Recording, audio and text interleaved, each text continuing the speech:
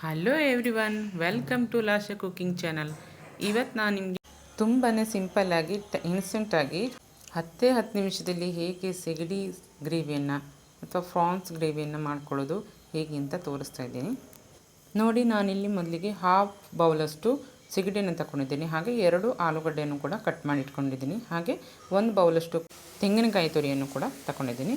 1 capsicum, ಹಾಗೆ 2 ಹಸಿಮೆಣಸು, 1 ಗಡ್ಡೆ ಬೆಳ್ಳುಳ್ಳಿ, ಹಾಗೆ ಅರ್ಧ ಇಂಚಷ್ಟು ಶುಂಠಿ, ಹಾಗೆ 2 ಟೊಮೆಟೊವನ್ನು ಚಿಕ್ಕದಾಗಿ ಕಟ್ ಮಾಡಿಕೊಂಡಿದ್ದೀನಿ.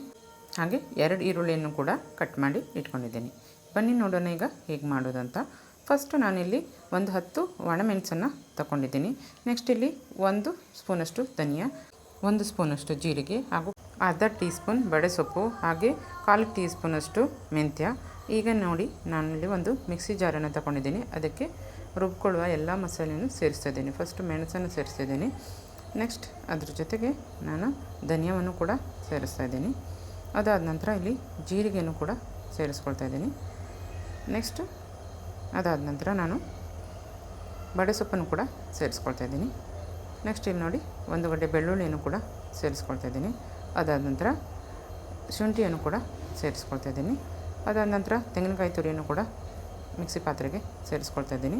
ನೆಕ್ಸ್ಟು 1/2 ಟೀ ಸ್ಪೂನಷ್ಟು ಅರಿಶಿಣದ ಪೌಡ್ರನ್ನು ಕೂಡ ಸೇರಿಸ್ಕೊಳ್ತಾ ಇದ್ದೀನಿ. ಇದ್ರ ಜೊತೆಗೆ ಒಂದು ಅರ್ಧ ಇಂಚಷ್ಟು ಚಕ್ಕೆಯನ್ನು ಕೂಡ, ಹಾಗೆ 1 ಮೊಗ್ಗನ್ನು ಕೂಡ ಸೇರಿಸ್ಕೊಳ್ತಾ, ಅದ್ರ ಜೊತೆಗೆ 3 ರಿಂದ 4 ಲವಂಗವನ್ನು ಕೂಡ ಸೇರಿಸ್ಕೊಳ್ತಾ ಇದ್ದೀನಿ. ಸೇರಿಸ್ಕೊಂಡು ನೀರನ್ನು ಸೇರಿಸಿ ಚೆನ್ನಾಗಿ ರುಬ್ಕೊಂಡಿದ್ದೀನಿ.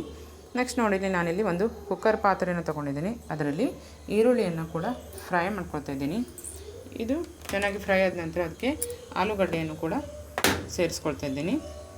ಈ ಆಲೂಗಡ್ಡೆ ಫ್ರೈ ಆಗ್ತಿದ್ದಾಗೆ ಅದಕ್ಕೆ 2 ಹಸಿಮೆಣಸನ್ನು ಕೂಡ ಕಟ್ ಮಾಡಿ ಸೇರಿಸ್ಕೊಂಡಿದ್ದೀನಿ. ನೋಡಿ, ಇದನ್ನು ಚೆನ್ನಾಗಿ ಎಣ್ಣೆಯಲ್ಲಿ ಫ್ರೈ ಮಾಡ್ಕೊಳ್ತಾ 1 ಸ್ಪೂನಷ್ಟು ಶುಂಠಿ ಬೆಳ್ಳುಳ್ಳಿ ಪೇಸ್ಟನ್ನು ಕೂಡ ಆ್ಯಡ್ ಮಾಡ್ಕೊಳ್ತಾ ಇದ್ದೀನಿ. ಹಾಗೆ ನೆಕ್ಸ್ಟ್ ಇಲ್ಲಿ 1/2 ಬೌಲಷ್ಟು ನಾನು ಫ್ರಾನ್ಸನ್ನು ತಗೊಂಡಿದ್ದೀನಿ.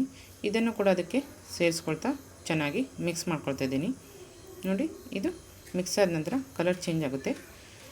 ನೆಕ್ಸ್ಟ್ ಅದಕ್ಕೆ ಕಟ್ ಮಾಡಿ ಇಟ್ಟಿರುವಂಥ ಟೊಮೆಟೊವನ್ನು ಕೂಡ ಸೇರಿಸ್ಕೊಳ್ತಾ ಇದ್ದೀನಿ. ಈಗ ಇನ್ನೊಮ್ಮೆ ಮಿಕ್ಸ್ ಮಾಡ್ಕೊಳ್ತಾ 1/2 ಟೀ ಸ್ಪೂನಷ್ಟು ಅರಿಶಿಣವನ್ನು ಕೂಡ ಸೇರಿಸ್ಕೊಳ್ತಾ ಇದ್ದೀನಿ.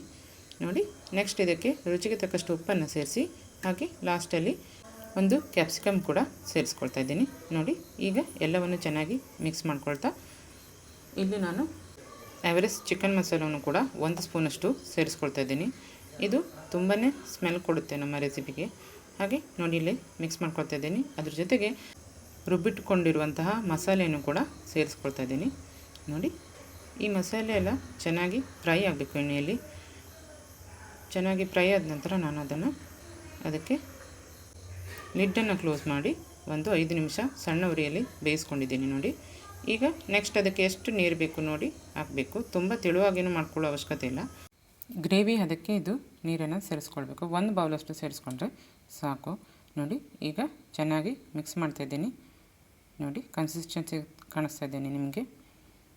ಈಗ ನಾನು ಅದಕ್ಕೆ ಕುಕ್ಕರ್ ಮುಚ್ಚಳವನ್ನು ಮುಚ್ಚಿ 3 ರಿಂದ 4 ವಿಸಿಲನ್ನು ಕೂಗಿಸ್ಕೊಳ್ತಾ ಇದ್ದೀನಿ. ಕುಕ್ಕರ್ ತಣ್ಣಗಾಗಿದೆ. ಈಗ ನೋಡಿ, ಓಪನ್ ಮಾಡಿ ತೋರಿಸ್ತಾ ಇದ್ದೀನಿ. ನೋಡಿ, ಎಷ್ಟು ಕಲರ್ಫುಲ್ಲಾಗಿ ಬಂದಿದೆ ಅಲ್ವಾ?